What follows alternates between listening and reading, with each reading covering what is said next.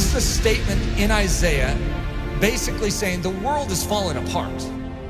Staring back at Israel, saying judgment is turned away backward and justice stands afar off. For truth is fallen in the street and equity cannot enter. What's a God to do? And he saw that there was no man, and he wondered that there was no intercessor. An intercessor basically means one who fills the gap. If you have a walled city and there is a hole in the walled city, just this little part that is like broken down, it's like a pile of rubble, and actually you can sneak through it. You know, there's a vulnerability in a time of war. If you have an enemy, what's an enemy looking for? The gate, to try and scale the gate? They're looking for breaches or holes in the wall. They're not stupid. They're not going to waste their time going through the front door when they can go through a side little broken down breach. So the enemy, by his very nature, is constantly watching the integrity of the wall. He's looking for holes. We have massive holes in our life that give the enemy access to do with our life what he sees fit to do. We can say, that's horrible, I'm a Christian. Yeah, you're a Christian with breaches. You are not supposed to be a Christian with breaches.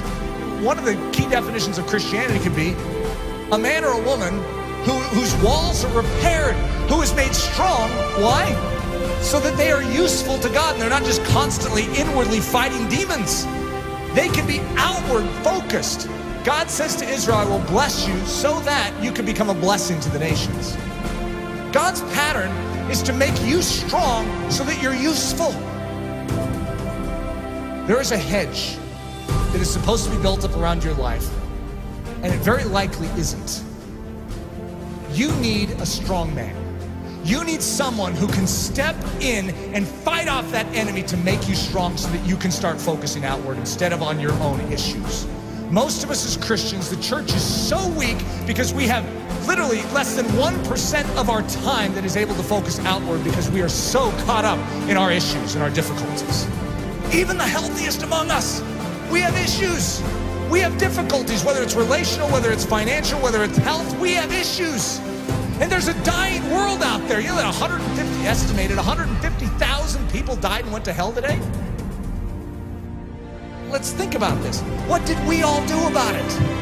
Did we take a step forward in beginning to do something about it? Or are we just stemming the tide from our life falling apart even more than it is? We are living on the defensive instead of the offensive. What we need is the same thing God was looking for back then. The walls are broken down. The city is in disrepair. Israel is without a defender. Where's the intercessor? You know who Jesus Christ was? In a nutshell, he's the intercessor. He's the man who stands in the gap. He's the strong man who came and took the full blow upon himself so that we could gather our wits spiritually and awaken and say, I'm in. Thank you for rescuing me. Literally, he took the blow. Everything that was aimed right at you to absolutely decimate your life, he took it square on. Without even a whimper, he took it for the joy that was set before him because he valued you so much. He took the blow. See, one of the things that happens with the life of Jesus, we have a tendency to make him a mousy character. We have a tendency to diminish his manly strength. We are talking about the greatest warrior of all time. In the Old Testament, the term is Lord of Hosts, the captain of captains, the general of generals. And he's a general that led his troops into battle with his own life. He's the one that did it. All the rest of the army was cowering in the background. They couldn't fight this army, and he stood up single-handedly and defeated them. That is our intercessor. That is our king. In the same way that he stood for you then, I want you to know, he still stands for you now. When you behold the cross, and you behold the resurrected Christ, and when you behold the ascended Christ who sits at the right hand of the Father, you no longer will just remain where you are. you will say, God, do it all within me. For your glory, make me strong. Make me strong to give. God is looking for an intercessor, someone who will make up this breach. We need to become a body that is thinking about every single one around us, as opposed to ourselves. Coming to church going, I need to be prayed for this week. What about who can I pray for this week?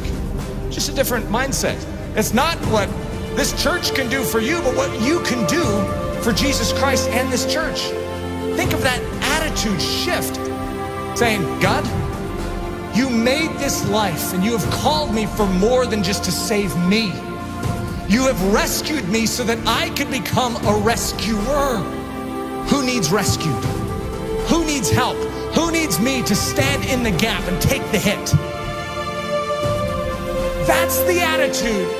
It's not your skin and how you can save it. It's how you can spend it for His glory. His glory. For His glory.